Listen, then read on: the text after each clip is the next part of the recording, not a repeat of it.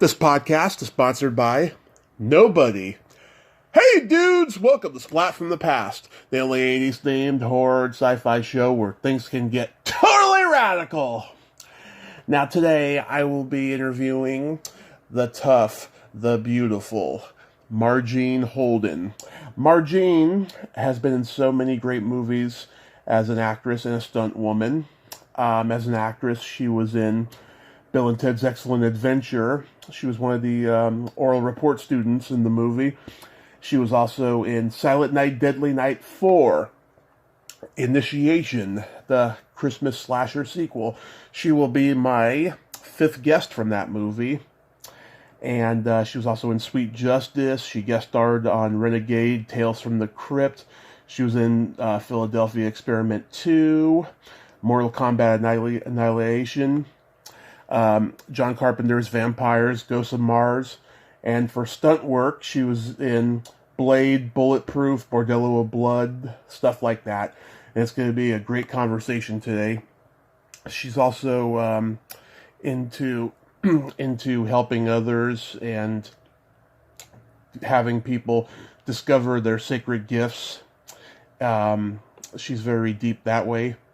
And this is Tuesday, November 15th, as we record this, and I'm releasing it on Thursday, December 1st, as the first podcast interview for Christmas, December. So let's kick it off. So yeah, here is my interview with Marjean Holden. Well, hello. Hey, Marjean, welcome to the show. How are you today? Thanks, Tommy. I'm doing fantastic. How are you? I am just spectacular. This is such a great honor. Thank you for taking the time today. Oh, you're welcome. You're welcome. My pleasure. I know we've been trying back and forth for a couple of months, and here we are. Yes, here we are. So, going back in time, I was reading that you started acting at the age of 8. Were your parents actors? No, neither of my parents were actors. My mom was basically, at the time, she was working as like a counselor at a local community college and doing other stuff, and my dad was a cop, and, I just decided, that's it, I'm going to be an actor. And my mom was like, yeah, it's really funny because you were always so sensitive, I didn't know how you were going to handle that. And I was like, well, you get some tough skin over time, I guess, and it was just always the thing I wanted to do. Yeah, so you got involved in school plays and community theater and all that? Yep, did all of that. And, that doesn't really, school stuff, it takes you as far as it can take you, really, to the auditorium, basically. And then from there, it was just like when I went to college, I was like, hey, I didn't want to major in theater, so I majored in producing and directing television. Didn't actually finish. In my last year that I actually attended college, I had met a couple of guys who were from the film program. They were doing a short film. They needed, production assistance. And I was like, oh, that's cool. And they're like, hey, do you want to come and help us? And I was like, sure. And so I went and I did their short film with them. And then at the end of the short film, they were like, hey, so there's a production that's going to be coming into town, and they need people to work. You should go get a job over there. And I went, okay. So I went over to the production office of a movie called Campus Man and applied for a production assistant job and got a job. Wow. Was producing and directing like your backup plan? Totally. Yeah. Yep. Yeah, it was always my backup plan. And so, did a short film a couple of years ago. And have always written, haven't had anything produced as a writer yet, but have always written, written a couple of scripts, had writing partners, and been involved in a couple of projects that, are really kind of, one was a little beyond its years and scope as far as sci-fi goes, so still have that in the works, but it's been a long time, but the writer, producer, creator of that one, I've known for 25 years, and it's like, yeah, it's still on the table, it's just got to be the right time, Yeah. You're born in Minnesota and raised in Colorado? I am born in Minneapolis, raised in Colorado, and as soon as I graduated from high school, went to school in Arizona. I went to Northern Arizona for 2 years, and then Arizona State for 2 years, and then, like I said, got a job on a production, and that production led to another production, and the second production that I did there was my first acting gig, which was Bill and Ted's Excellent Adventure, and then from there I was like, that's it, I'm going to Hollywood, and that's what happened. Yeah. But you were also active in sports at an early age, right? Yes, very active. Was always an athlete, did everything that I could in high school. And even younger than that. Our dad was a big athlete, so he never pushed it on us, but it was just something that I was always really good at, and I could make advances in that. That's how I put myself through the first 2 years of college. Was on a scholarship for volleyball, and and being a little older now, and things don't work the way they used to. So I'm like, this is really frustrating. What age did you start karate? Let's see. So I took Shotokan for a year with my dad when I was, I think, 14. Mm-hmm. So that would have been like, let's see, 74? No, 78. And then I really started training martial arts when I was in LA in I moved there in 1990, so it would have been, I moved in 87, so it would have been right around 88 that I started training martial arts in LA, and trained about 10 years in Kung Fu. Wow.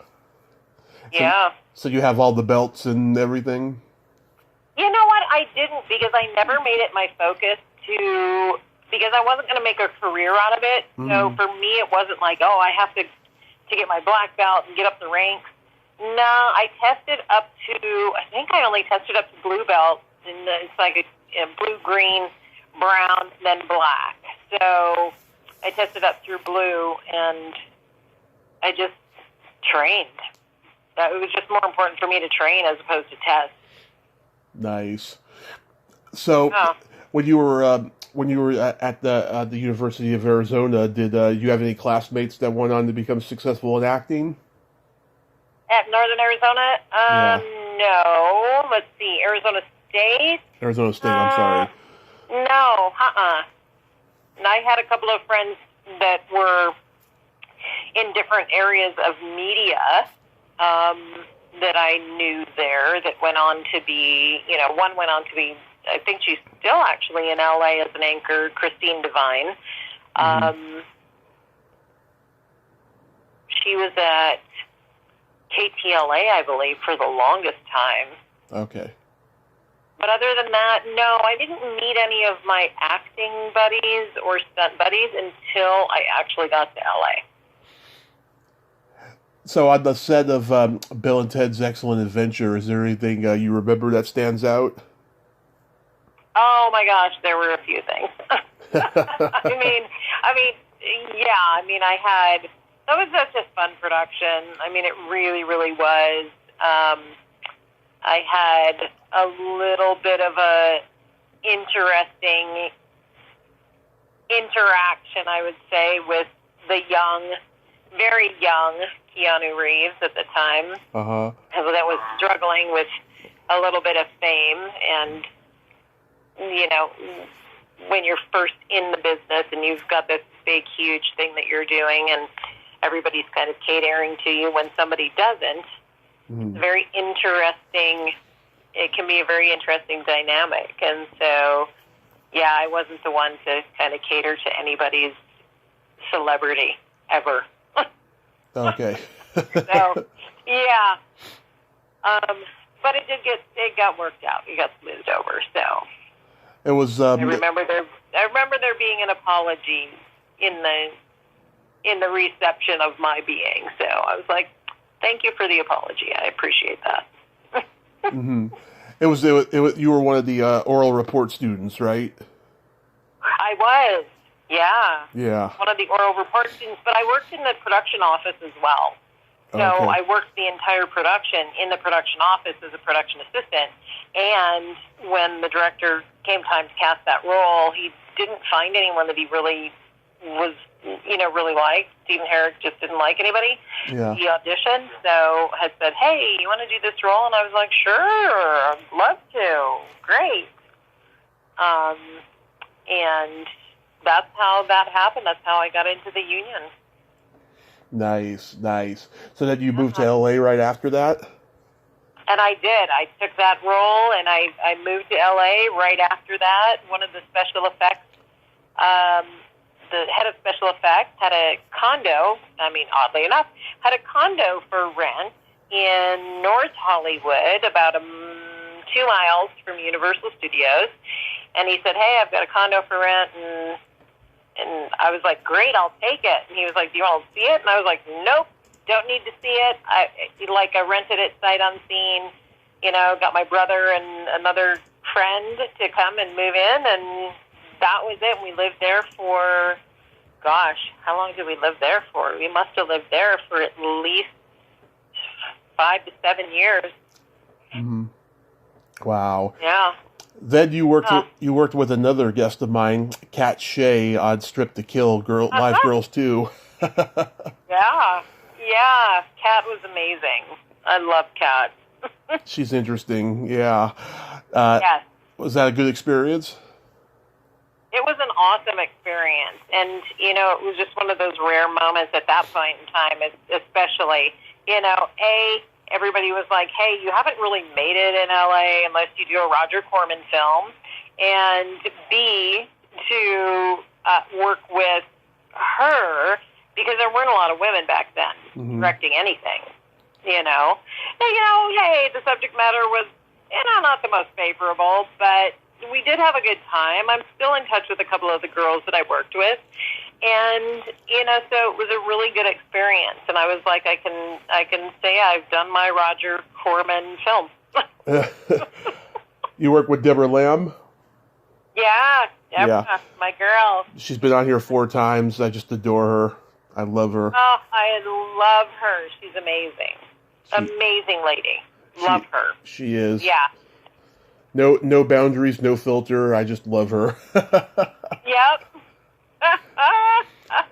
And it's funny. Karen Mao Chandler, rest in peace. She was one of the first girls I ever saw naked in a movie. Oh my God, that's so funny. I was we were all really, pretty sad when we found out that she had passed. That was quite a while ago, but man, it was a hard one. Way too young, yeah. Way too young. Dr. Caligari, I used to see this movie on USA Up All Night when I was a kid. Mm-hmm. What a crazy movie. How did that come about for you? It came about because my roommate at the time was starring in it. And so I'd go visit her on set, got to know the director, and he was like, hey, I've got this, this little part, you don't have to say anything, but there's another gal. I want you guys to be mental patients in this, and for this scene. And we were supposed to be like the mental patient twins, even though I was black and she was white. So we were the same height, and we just had these really great synchronized movements and stuff. Yeah. And it was really cool. So that's how that came about, because my best friend was starring in it at the time. So she's like, come down, you have to meet Stephen. He's so amazing. He's so amazing. And I was like, okay, cool. Jennifer Balgobin, who plays Ramona Lodger, she's a bucket list guest of mine I hope to get. I remember her from Weird Science and Repo Man. And Deborah DeLiso from Slumber Party Massacre, I've talked to her. She's funny. Yeah. So fun. Yeah, it's like, wow, that's great. Caligari. Yeah, you should have Laura on. Yeah. Yeah. You did a couple episodes of The Young and the Restless. I've been told by many actors that soap operas are always the hardest job because you have to memorize like 50 pages of dialogue a day, and if you stop, you get fired. Yep. Yeah, it truly is. We used to kind of poo-poo all over, daytime drama because, granted, the acting's not the greatest, but Yeah. once you're in an actor's shoes that's on a daytime drama, you get it. Like, yeah. I mean, I know many that worked on them that were just like, oh my God, it's a full-time job and then some. Because you're in early in the morning, you're there late at night, you got to get the 50 pages done each day. And if they don't get done, you stay there until they're done. And then they turn around and they do it again the next day. They do it again the next day. It's not like they have the luxury of like, oh, we'll just wait. Nope. Every day it's got to be done. Got to be done. Yeah. Did you work with Barbara Crampton? No, I did not. God, and I can't even remember. I think one of the scene that I was in was a courthouse scene, and Tanya worked with Tanya. Oh gosh, what's her last name? Who was one of the black gals on the show, and I think she was a lawyer on there. Tanya Williams? So our scenes were, Tanya Williams. All of our stuff was in the courtroom. Yeah, I talked to her a couple years ago. She's very nice. She's always positive. I like her. Yeah, very sweet. But yeah, it was tough, and I really was so grateful because I had a recurring role on The Bold and the Beautiful. Mm-hmm. But The Bold and the Beautiful was only a 30-minute show. So it was a 9 to 5. It's like we went in at 9. We were usually done by 5. Mm-hmm. You only shoot the 27 pages because you got commercials in there. So every day that was way easier, and then we kind of, we were on the stages right around the corner from The Young and the Restless because we were all at the CBS studios right there on Santa Monica or Beverly and La Brea, in between Beverly, La Brea, and Fairfax, right? Right. And so they were around the corner from us, so we'd see them in passing, in between scenes.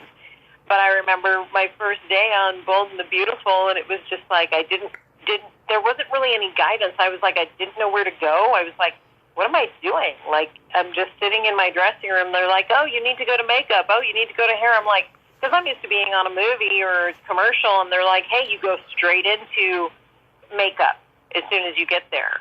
And I just went straight to my dressing room, and I was like, there's not really anyone here telling me what I need to be doing. And because it's like, hey, this is a job, so you don't know your job until you actually do it the first day. And then it was like, oh, okay, I go to makeup first, and I get that done, and then I go back to my dressing room, and then I look at where they're at on, I watch on the monitor, see where they're at. Yeah. And then they would, and then they would, hey, the scene's up next, so, go get your touch-up and get to set. There wasn't somebody there actively in the dressing room saying, hey, get set. They would just call you over the speaker system and say, hey, you're up in 5. So you had to go get your stuff done and get out there. Mm-hmm. Yeah, it's a tough job. I can't believe it's still going, too. I can't believe that they're still popular. I mean, my mom loves them. She always has. And she just, always has to make sure she DVRs her soap operas, if she's doing something during the day. Right. It's very interesting. And my mom was As the World Turns and The Guiding Light were her 2 shows. My mom's like General Hospital, All My Children, and Days of Our Lives. There you and go. One Life to Live. Yeah. Uh-huh. The ABC soaps. Yeah. Oh, my gosh. You're my 5th guest from Silent Night, Deadly Night 4 Initiation. Ooh. I've talked to Neith. Hey. I've talked to Brian Usna, Hugh Fink, and Reggie Bannister. Nice. Yes. Nice. Our little cult film, Silent Night, Deadly Night 4. Yeah, was that just a standard audition for you? It was. It was just a standard audition, and, went in, auditioned, got it, and that was it. It was just one of those. But by that time, Neat had already had a name, so it was like, and I was like, oh my God, Neat Hunter's starring in this. Oh my God, and my brother was just like all gaga over her, like, oh my God, right? Mm-hmm. And she's the sweetest gal. She is. So sweet. So sweet, oh my gosh. We talked over 2 hours and 45 minutes because she really opened up to me in that interview. She had a lot of stuff she needed to get out. I had to cut it down. I had to cut it down by cutting out 25 minutes because some personal stuff was mentioned on for both of us, and I didn't want it in there. But she really opened up to me, and I really appreciate it. And I'm still in touch with her. Yeah. Oh, that's nice. Because she's just a sweet gal, just beautiful. Very, very, yeah. So, did you see the first three? No. I hadn't seen the first three. I was like, oh, Silent Night. You know what? I take that back. I don't know. I don't remember if I watched them or not. I tried to usually watch stuff that I was going to be in, if it was like a part 2 or a part 3 or whatever, in this case, part 4. Right. I may have watched 1 or 2 of them. I don't remember.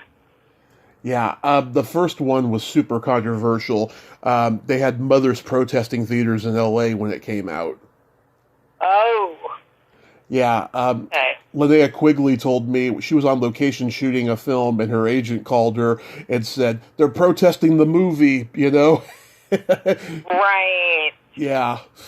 I mean, mothers were up in arms about that movie. Yeah. Because there had been, Christmas slasher movies to that point, but never where the killer was in a Santa Claus suit. That was brand new. Right. Yeah. Yeah, it's a little tough one for moms, Yeah. But yeah, I remember because Linnea and I ended up in the same acting class, actually. Oh yeah. Yeah. We ended up in the same acting class with Rick Walters. Oh, wow. Yeah. And working with Brian was great? Yeah, working with Brian was amazing because I think he had worked with, my other girlfriend had worked with him. Mm-hmm. Kathleen Kinmont worked with Brian I love Kathleen, one of my favorite guests. Yeah. They had worked together, and then, he was lovely. I mean, I've been so fortunate. I've worked with some really, really good directors. So, I never really haven't really ever had any bad experiences with the directors. I mean, unless it was a stunt gig, and I won't name any names. Yeah. I just won't name any names. It's like, their reputations precede them, but it's not going to come out of my mouth. Yeah, it must feel great to at least be a survivor of the movie. You didn't have a death scene in it. Yes, exactly. I didn't die. That's a rarity for me in some of that stuff, Well, you didn't die. Yeah. That's good. Bonus. Can always come back in something else. Yeah, you worked with Kathleen on Renegade? Yes, I worked with her on Renegade, and we worked together on a little movie called Sweet Justice. We met on Sweet Justice, and then I ended up getting on Renegade because I think she probably had something to do with that when casting came time, and she read the script and told casting, like, hey, Marjean's great for this, and and we had a blast. It was so fun, and I had forgotten I had done. I was like, oh yeah, I did Renegade, and I went back and I found some pictures and watched it again. And I was like, oh right, that I remember now. That was that one. Yeah, I met Kathleen at my first horror convention in 2016, and we took a couple pictures, and she was very, very flirty with me during those pictures. Yeah. Yeah. She is just awesome. She's been on here, I think, 5 times now. Oh, nice. I just adore her. Yeah. And you worked with Branscombe, of course, on Renegade. Uh-huh. He's been he's been trying to make time for coming on here and stuff. Oh, perfect. I hope you get him. I hope I know he's super busy all the time, but I hope you get him to come on. He's such a hoot. Oh my God, he's a riot. Yeah. You worked with Patty Tallman on Sweet Justice? Uh-huh. Worked with Pat Tallman on Sweet Justice. She's great. For forever and ever, yeah. So, such a great lady as well. So great. How about making Nemesis? Nemesis was so cool. Nemesis was the first job I ever got where I was flown out of LA to do something, and it was just like, oh, you're on location, even though we're just in Arizona, right? But you still had to fly there, and they'd pick you from the hotel and go take you to location and all of that stuff. Such a great time. Such a great time. That's where I met, obviously that's where I met Olivier and met Marjorie Monahan and met Tim Thomerson and Ryan Michaels and Jennifer Gotti, and it was just a really cool show. I mean, it's classic, so gotta love that. Yeah, and I read that Deborah Shelton declined to use a body double for the nude scenes. Now that's a lady. Yes, yeah, and that's tough. That's tough, and it's so funny because I used to see articles and people would be like, "Oh yeah, here's it was some magazine talking about nudes, and Marjean Holden's naked in Nemesis," and I'm like, that's not even a picture of me. Mm-hmm. That's not me. Yeah. I'm like, that's Deborah Shelton. That's not me. What? I don't know how they got that mixed up because we look nothing alike. Yeah. God, I don't know where they would come Very up with bizarre. that. Weird. Yeah. It's weird. How about Philadelphia Experiment 2? So the Philadelphia Experiment 2, that one was an interesting. That was an interesting story. So I was originally playing the character of one of the rebellion. And so I had a small role, and that character gets killed. Yeah. Well, we started shooting in December, and we were to shoot for 5 weeks. 5 weeks or something like that. And we started, shooting December 1st. So we were shooting over the holidays. And they had hired Courtney Cox as the lead.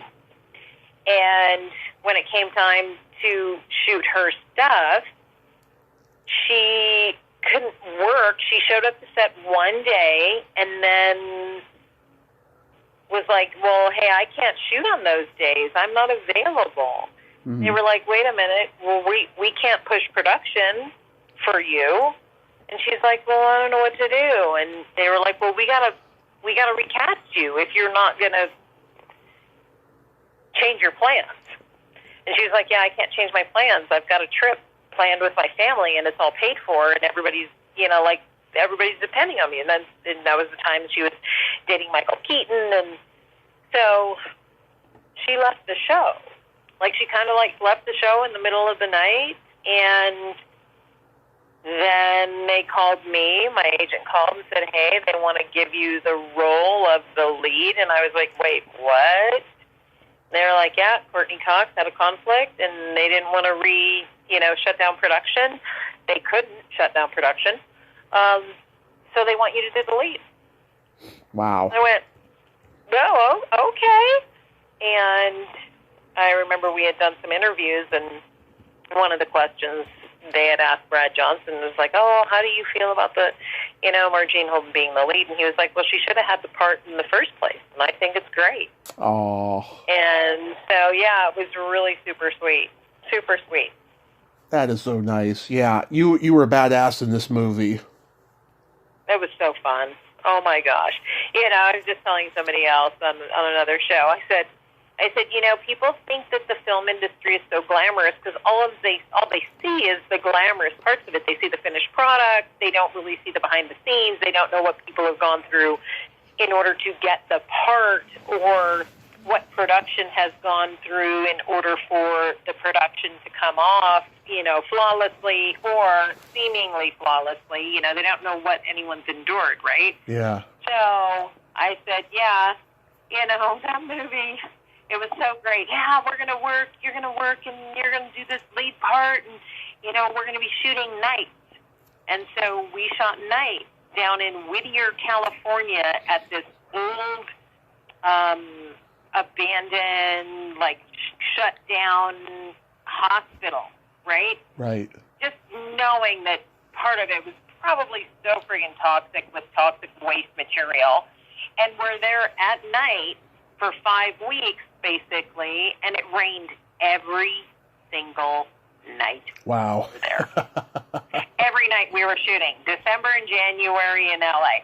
And it was just like, oh my God, it was cold, it was miserable. And I'm like, yeah, here's the glamorous side of shooting, people.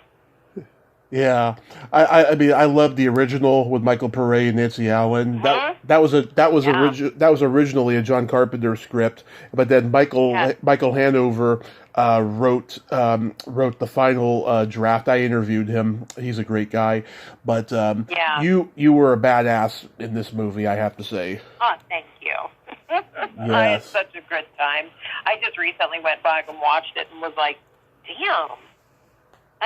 I'm kind of a badass. Yeah, I am. Yeah. You were on Tales from the Crypt, the Pit episode. Was that fun to do? Yep, that was so much fun because I got to work with, Debbie Dunning and Stoney Jackson. Love Stoney. And Stoney's amazing. And at the time, the stunt coordinator, Shane Dixon, had said, hey, I've got this role on Tales from the Crypt, and I really want to bring you in to audition for it. Yeah. He said, but the only problem is you'd be playing opposite Mark Dacascos. Mm-hmm. And Mark and I dated for 4 years, and we weren't dating anymore. We'd been split up for years. Mm-hmm. And he goes, is that going to be a problem? And I said, no, actually, it'll probably be really good because the dynamic between the two characters was supposed to be, she was kind of a bitch anyways, right? Right. So we got to work together, and we had a blast working together because then in the end, of course, the guys get over on the women because the women are pushing them to fight each other, and so they're like, yeah, we don't really want to fight each other. We kind of like each other, so they turn it around, and then we end up in the pit. Yeah, that's a great episode. Yeah. You got to work with Spielberg on The Lost World, Jurassic Park. I did. And, it's I didn't have I was basically a glorified extra, but I was doing stunt work. And, there were a bunch of us that were running down the street and having to scream and run away from the T-Rex as making its way through downtown San Diego. And it was just really nice because when we got to set, it was like, oh, here's all your stunt players. And Steven Spielberg looked at me and went, oh, and told the camera operator, said, oh, make sure you get this pretty lady in the scene. And I was just like, aw, thank you. I think I ended up on the cutting room floor, but it doesn't matter at the time. Yeah. I still get a little check every now and then. Yeah. I mean, the first one was so huge, and this was a huge sequel, it's great. At least you could say you worked with Spielberg. Totally, and I was in the dress, and I remember being in makeup, because I thought, I'm just a screamer on the street, but they're like, hey, you got to go to Wardrobe and Makeup, and so I went to Wardrobe and Makeup, and I'm sitting in the makeup trailer, and they're doing my makeup for this basic stunt gig of the screamer, right, running down the street, and Jeff Goldblum's in the makeup trailer as well, and I'm just like, oh my God, having this total fangirl moment, and just like, just don't be weird right now, just be normal, okay? Yeah. This isn't a place to just geek out. Just be normal. Yeah, Goldblum. God, he's one of the greats. Yeah, he's so awesome. I'm sure you have a huge fan base from Star Trek Deep Space Nine, like most people do. I don't. It's been really kind of strange to know where the fan base comes from because, most people, they'll look at my resume, right, or my IMDb page, and they'll go, oh my God, you were in that? What did you play in that? And they'll go back and watch and go, God, I didn't even recognize you because I don't look like what I normally look like. Yeah. Right? Because it's always some character, and that I was in, in the Star Trek, in the uniform, and the hair was a certain way. So I look very different when my hair is done up in a bun, or their typical, here you're a lieutenant on the ship, so you have to look a certain way. Mm-hmm. There's this level of professionalism where the hair's not down, it's all up. So I look very different when my hair is in that style. Right. Do you ever get invited to Star Trek conventions? I have not yet. I'm very upset about that. Oh. I've been asked to be in a couple of Star Trek books and things like that, quotes and whatnot, but I still have yet to go to a Star Trek convention. Yeah, of all the people I've talked to who guest starred on Star Trek, there's maybe a handful that haven't been invited to a convention, but most of them have, because it's just a huge global phenomenon, Yeah, I never thought that it was going to get to that point where guest stars were going to be invited to the conventions, but it's blown up now, Right? Yeah. Yeah, were you a Trek? Oh, there's hope for me yet. Yeah. Were you a Trekkie growing up? I was the original Trek. Yeah. Lived on that. I'm born in the '60s, so the '70s it was all about Star Trek. Do you remember the Gorn? That lizard guy. Yes. Yeah. Two stuntmen take credit for that. I've interviewed one of them. Yeah. Yeah, a couple years ago, and his name's Bobby Clark, and then the other guy Gary Gooms, whose son is also a stuntman. I would love to get in touch with him, but I haven't been able to make the connection. But at least I've interviewed one of the Gorns. One of the Gorns. That's so cool. Yeah. How was that was back in those days. That was, if you watch it now, it's like, oh my gosh, they're on the weird planet, and then there's the creature that you can tell is just like this bad suit, right? Right. Oh my gosh, so funny. Yeah, and there's all this, metaphor of nuclear war and whatever was going on in the world at that time, just like the Twilight Zone had been, that was back when sci-fi TV writing was just so damn good, Yeah, exactly. How was making Mortal Kombat Annihilation? That was one of the funnest shoots. I was contracted for like 3 months, but literally I only shot for like 2 weeks. Mm-hmm. But I got to go to, Thailand, and I got to go to London. So it was really, and a bunch of us are still really good friends. Yeah. And we spent a lot of time together. And to be part of that world has just been, it's phenomenal because, that was one of those, it wasn't just 1 or 2 auditions. I auditioned 7 times. Wow. For that show to get that role. And for me, it's like, it was one of the greatest, accomplishments of hearing the yes, because I put a lot of work into it. And, to be shooting with John Leonetti, such a cool dude, oh my God, him and his brother. And just meeting everybody on the cast, Musetta and Sandra and Robin and Red and it just, Talisa, we just had such a great time, and the whole stunt team, and just to watch it all come together after all those months of, you know, sweating in Thailand, freezing in London. You know, it's just, oh my gosh. So, yeah. Yeah, my nephew is a huge Mortal Kombat fan.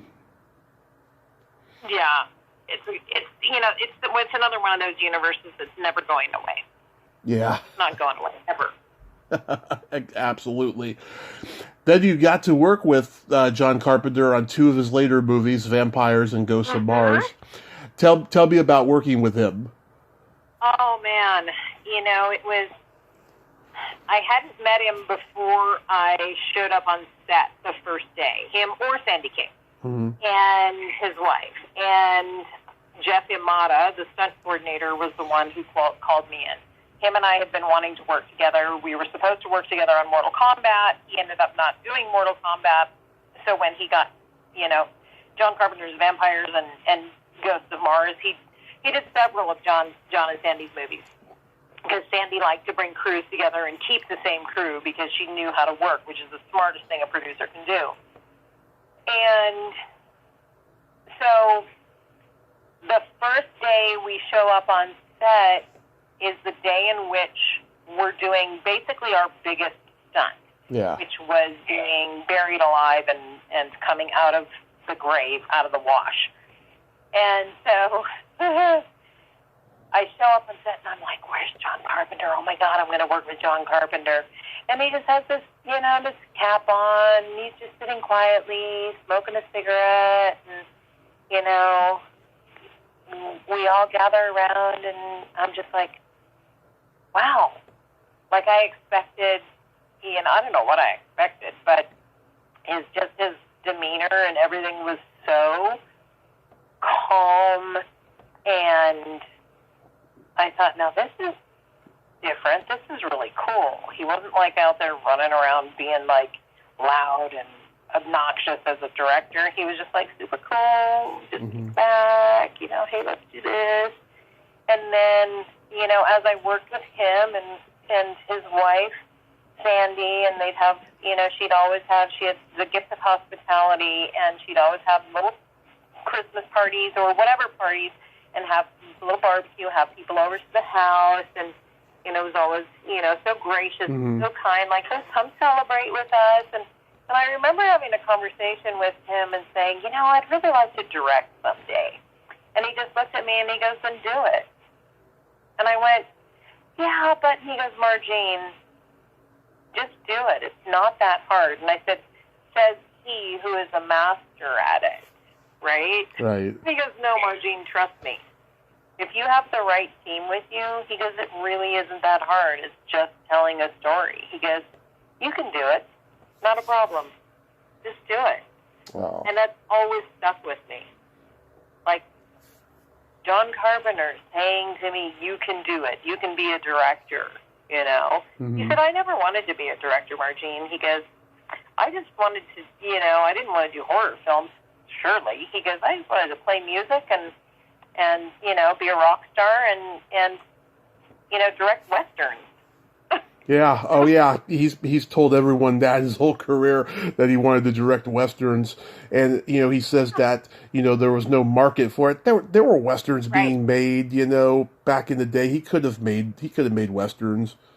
Right. Yeah. Right. But he does, you know, he kind of does Westerns in a different way, because if you look at Vampires, total Western. Yeah. It definitely is. Yeah. Yeah, he was my horror guy growing up. Him and George Romero, because I loved how much they satirized the government and authority figures, and how they made social commentary with their horror films. You know, they're both just fantastic. Yeah, that's awesome though that you got to work with him later in his career though. So as far as stunt work goes, like anything stand out that you're proud of? Well, that definitely, you know, because that was a huge thing, having to be buried alive and crawl out of there. You know, I had to fall off the side of the boat in Speed 2, which was really cool. Let's see, what else? What other stunts have I done that were super cool? I mean, I always did a lot of stuff as an actor. Mm-hmm. So being, doing the prosthetics and everything. And like in Philadelphia Experiment 2, I get shot multiple times. Mm-hmm. So they put a bunch of squibs on me, and so that was really cool. So I've had lots of really great experiences. Yeah, one movie you did stunts for that I actually saw at the drive-in with my dad was Bulletproof. Uh-huh. Oh my gosh, that was really fun. That's a funny movie. Yeah, very underrated. With Adam Sandler and Damon Wayans. Damon Wayans. Yeah, so I was like one of the only girls, a bunch of guys, and we're all those, agents out on the landing strip, taking Adam Sandler to jail or whatever. And it was really funny because we were in the middle of the scene, and we'd walk back and forth doing whatever we had to do, and then get shot or whatever, right? Yeah. And Adam Sandler's in his, prison oranges, and we're standing there, and I'm looking kind of tough, and all of that stuff. And so I'm standing there, and Adam Sandler walks up, and he goes, "Hey." And I was like, "Hi." And he goes, "You could probably kick my ass, right?" And I just looked at him, and I was like, I don't know, but maybe. He goes, "Yeah, you look like you could probably kick my ass." I'm just like, okay, whatever. That movie is just so friggin' funny. He's singing Whitney Houston in the shower, or he's trying to talk the hotel clerk into a cuck situation. It's a hilarious movie. Also, Blade. Oh my God, that was like one of the early CGI movies. Right. Yeah. Yeah. Oh my gosh. Bordello of Blood, the second Tales from the Crypt movie. That's a good one. Yes. Yeah. That one I just did. There was a body that got blown back through a wall, and they needed somebody to do what's called an air ram. And for whatever reason, I was really good at that apparatus. Mm-hmm. And Pat Romano, who's the stunt coordinator, second unit director, we used to go out to his place and train, and then Shane Dixon, who was doing Bordello of Blood, was like, "Hey, I need someone to do this," and Pat Romano was like, "Hey, Marjean's really good at it," and so Shane was like, "Hey, why don't you come in and do this?" And I was like, "Okay, I'll do that. That's great." And, it was just one of those things where when you step on a plate and you get launched through the air, through this compressed air ram, it was just one of the things that I could do well. And they're like, "Okay." And it was just really interesting, because it's like, "Okay, let's do that again." It's like, "Okay." And you're just pushing on this. I got to push on this button and fling myself back against this wall. Have you ever been seriously injured on set? No, thank God. I mean, I've been kicked, I've been sore, I've been, of course. I did get a little piece of shrapnel in my knee from working on heat. It was just a little sliver of metal. Yeah. And it went straight through my pants into my knee, and I thought, God, that's really hot. Something really hot hit me. And I just thought it was a little bit of the packing from the squib on the side of a van. And about 6 months later, I went to my chiropractor, and I was like, "Can you just work out that spot? There's something weird going on there." And he goes, "I think you need to go see my buddy who is a surgeon, and you need to go have that checked out." So I went and checked it out, and sure enough, there was a little piece of metal in my leg. Oh. It's been there for 6 months. And my body formed a fat pocket around it, and he went in, he numbed the area, he went in and cut it out. Wow. God. Yeah, I mean, I've talked to stunt men and stunt women who have just had consistently broken fingers Yes. and smashed knees, and I don't know how they do it. I mean, it takes a lot of will to do that kind of work. Yeah. Yeah. And there's, I mean, and I do know, I have friends that have gotten hurt, and I do know people who have gotten killed doing stunts. And it's been rough. Yeah, and I've talked to a few people who said they'll do it till the day they die on set. I'm like, God, that is so crazy. Yeah. That is so crazy. Yeah. So you have this philosophy of discovering your sacred gifts. Like, how did this philosophy come about? Well, it's not actually a philosophy. It's actually an online and in live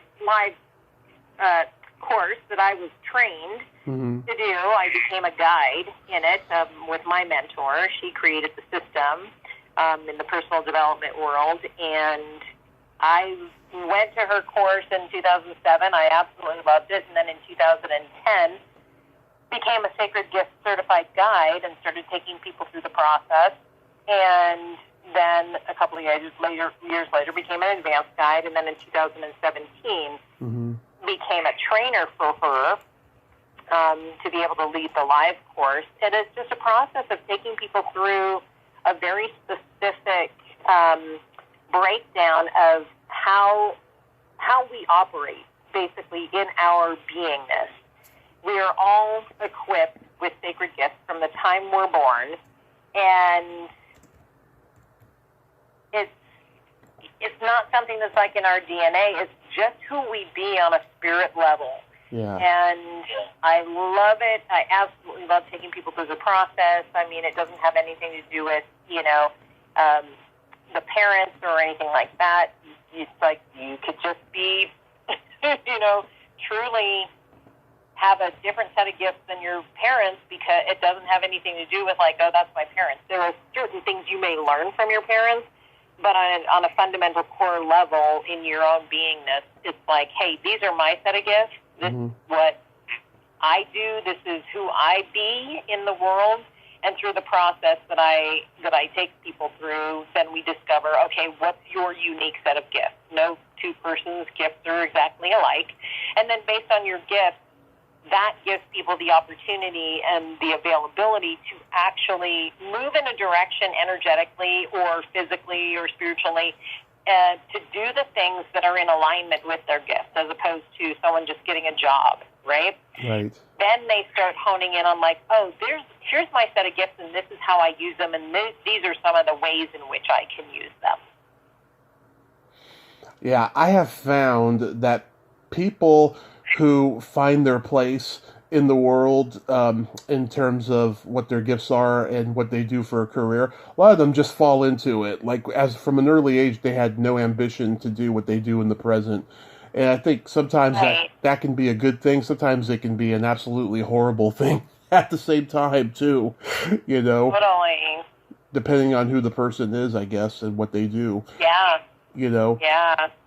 But yeah, I mean, I had no ambition to do what they call journalism here by doing this podcast and interviewing people. When I was a kid, I wanted to be the next Eddie Murphy or Adam Sandler. I wanted to be a comedy star. I did stand up. I did stand up for 10 years. I didn't like the business side of comedy or acting or any of that stuff. I mean, I don't rule anything out. I mean, I would still do it, if I could at the moment. But like, I think that doing this is like my greatest gift that I have found later in life. Yeah.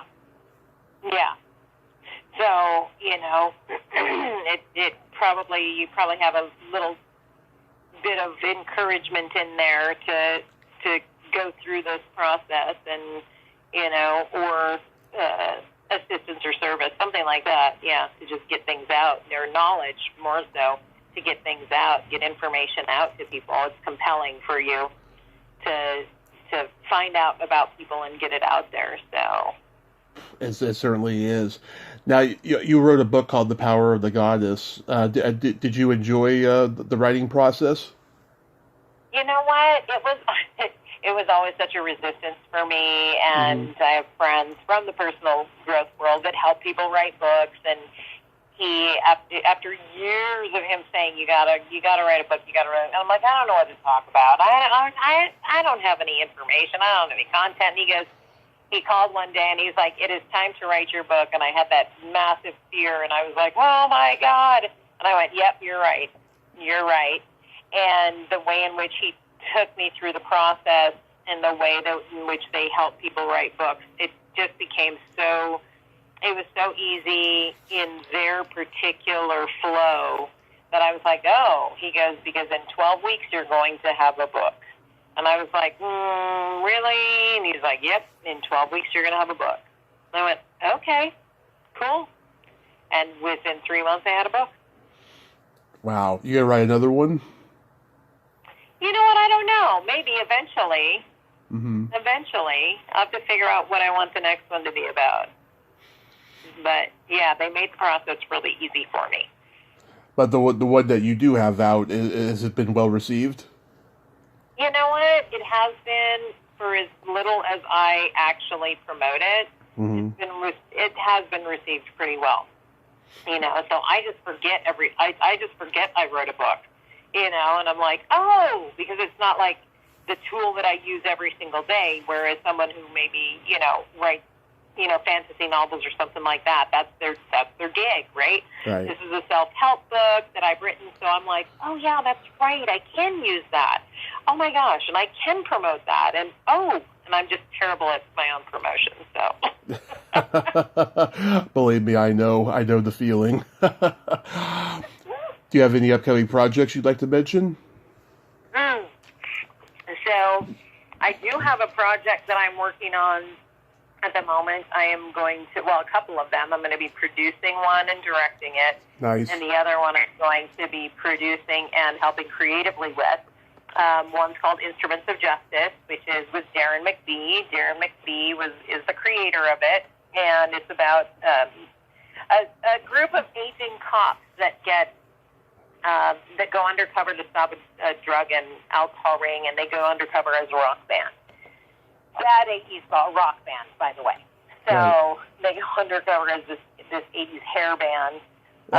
So we'll be doing that as soon as we get some episodes of that written, and the pilot is done, and just looking for finance for that. And then the other one's called Satan's Atlantis, where Satan has escaped from hell and is wreaking havoc on the world, the 3D world, and the human existence, and his council that usually counsel him in hell have been transported to the third dimension, and it is their job to figure out where he's at, why he's doing and how he's doing what he's doing, and get him back into hell. So it's their journey of their evolution of growth, of A, why they're Satan's guides, and B, how the hell did this happen? Yeah. That is so awesome. So, yeah. So real quick, we got to play my secret silly game. This is a series of silly slumber party questions. It's no win or lose, just pure benign fun. And how the game works is I ask you the question, you answer it, and then you ask me that exact same question and I answer it. And feel free to comment on the answers because they'll be funny. Oh, okay. Okay. Marjean, are you ticklish? Yes. Tommy, are you ticklish? Oh, yes. If you tickle me without warning, I'll hit you in the groin. Yep, pretty much. Yep, that sounds about right. Is your belly button an innie or an outie? My belly button is an innie. Nice. Is your belly button an innie or an outie? It's an innie. It's an innie. Yeah, I'm an innie. What color are your toenails painted? My toenails are painted gold. What color are your toenails painted? They're not painted right now. Last time they were Easter egg blue. Oh, Easter egg blue. Interesting. Was that for Easter? No, that was for a Comic-Con I went to about a year ago. Okay. Cosplay, a little cosplay action? No, just walking around, I've been painting my toenails since I was 13, so Okay. I like to dress them for the occasion. You know what I mean? Nice.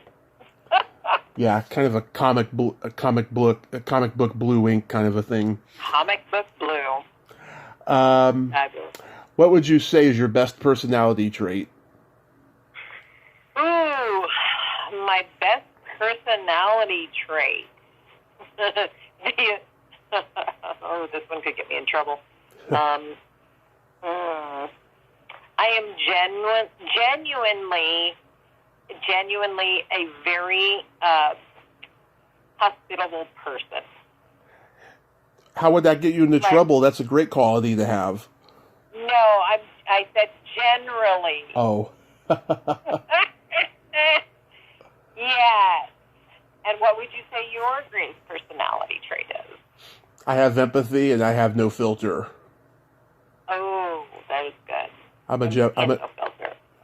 a Gemini, so that's where there you go. That's where that comes from. And then my favorite question, is there a stinky smell that just makes you gag? Oh, is there a stinky smell? Yes. Yeah. Yes. Bad feet. Like, same here. nasty feet. Oh my God. My nephew. I'm like, dude. Nope. Yeah. Nope. And I have a pretty sensitive nose, so I can usually smell them from paces away. Yeah. Sucks. Just sucks. And I'm like, oh. Yeah. And what about you? Is that your stinky feet? Is that the same? Yeah, that feet and farts. Feet and farts. It Yeah. depends on farts, because sometimes farts can just be air.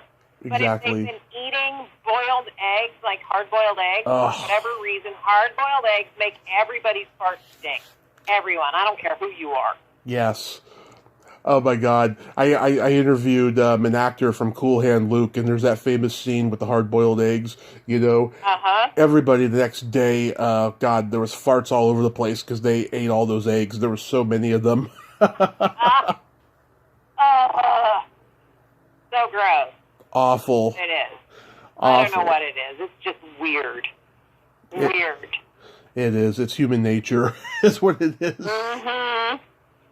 I have a couple jokes for you. Okay. What do you call a boy that doesn't masturbate? I don't know. A liar. Oh, that is true. Because I was going to say, don't all boys, mister? Don't they all do that? Yeah. Why? Liar. Here's a Christmas one. Why did Frosty the Snowman have a smile on his face?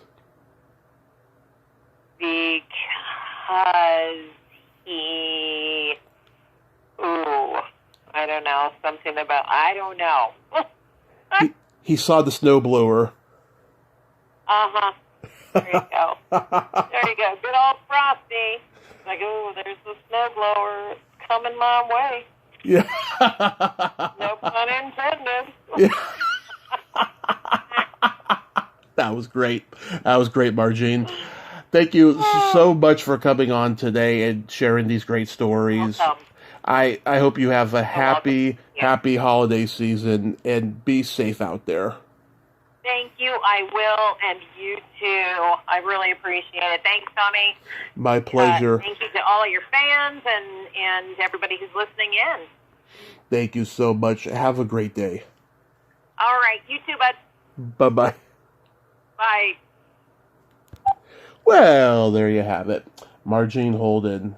Oh my God, isn't she cool? She is friggin' awesome.